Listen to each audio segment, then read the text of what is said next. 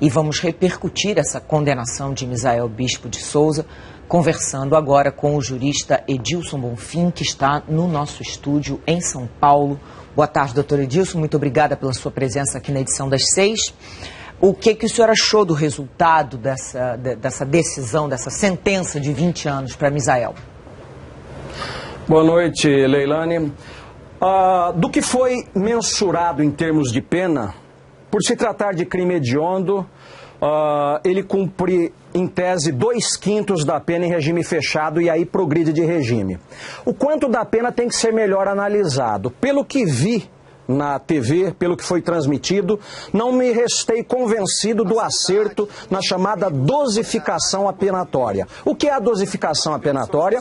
É um critério legal que obrigatoriamente o juiz tem que seguir para explicar como ele chegou àquele quantum da pena.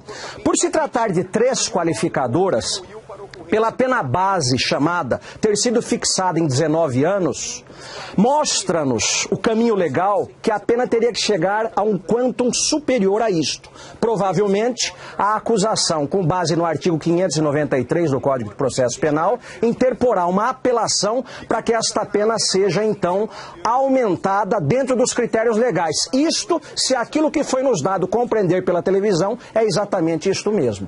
A sua opinião deveria ter sido de quanto, então, a pena, pelo seu cálculo? Não, eu teria que percorrer o caminho feito pelo magistrado, mas que jamais daria 20 anos. Se 19 anos é a pena base, isto passaria tranquilamente dos 20 e poucos. Nós não teríamos o tempo hábil aqui para explicar que a primeira qualificadora aumenta a pena, a segunda qualificadora é tida com a chamada linguagem jurídica, uma agravante, teria que subir pelo menos mais 1/6 da pena, isto iria facilmente aos 20 e tantos anos. Ou seja, jamais daria 20 anos. Ademais, cabe uma outra indagação desta feita por parte da defesa.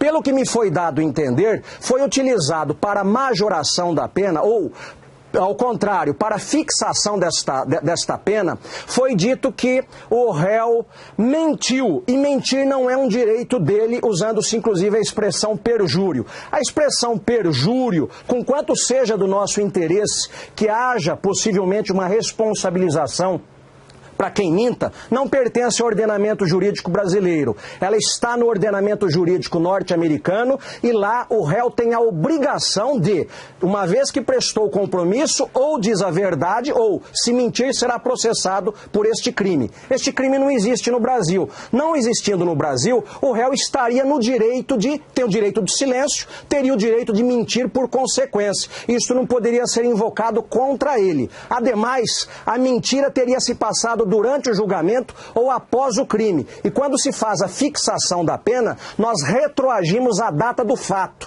Aquilo que aconteceu naquele momento é o artigo 4º do Código Penal, é o momento do crime. De forma que causa-me surpresa invocar-se uma mentira do réu que, conquanto seja do ponto de vista ético e moral reprovável, tenho dúvidas se do ponto de vista jurídico seria autossustentável.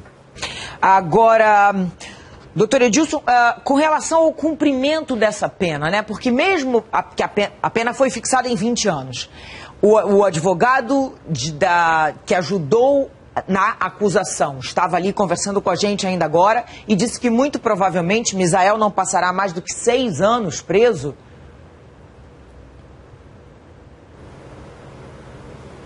O senhor acha que 6 anos é provável que ele passe só por ser réu primário e tudo mais? 6 anos na cadeia só? Não é pouco para um crime como esse?